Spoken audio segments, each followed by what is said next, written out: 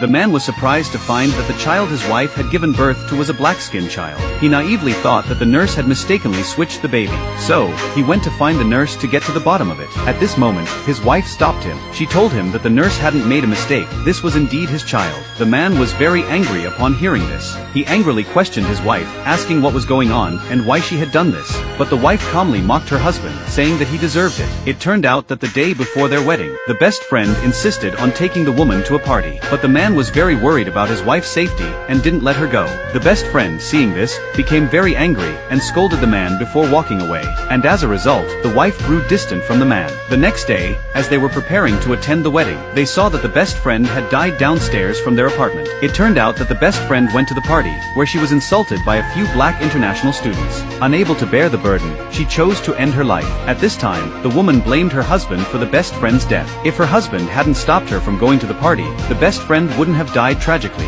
Thus, the woman, in order to get revenge on her husband, ended up sleeping with the black international student, and she became pregnant with his child. When the child was born, it almost shocked the entire family of the husband. The husband's mother couldn't accept the reality, and immediately took the child and left. The man was very worried, and tried to comfort his mother. So, he went with others to find her. But unfortunately, mother and son were in a car accident on the way. The mother died on the spot. At that moment, the man swore that in the next life, he would make his wife pay the price. When the man opened his eyes again, he found himself reborn a year ago. It was the day before his wedding to his wife. At this time, the wife warned the man again that if he didn't let her attend the party, she would cancel the wedding the next day. The man recalled the previous life. To try to keep his wife, he even knelt in front of everyone and threatened to commit suicide. But the wife he tried so hard to protect ended up causing his family's ruin. Now, with this second chance at life, the man decided to let his wife go to the party to fulfill her wish. The man even made a symbolic attempt to keep his wife from going. But the best friend was very dismissive of the man and immediately dragged the woman away.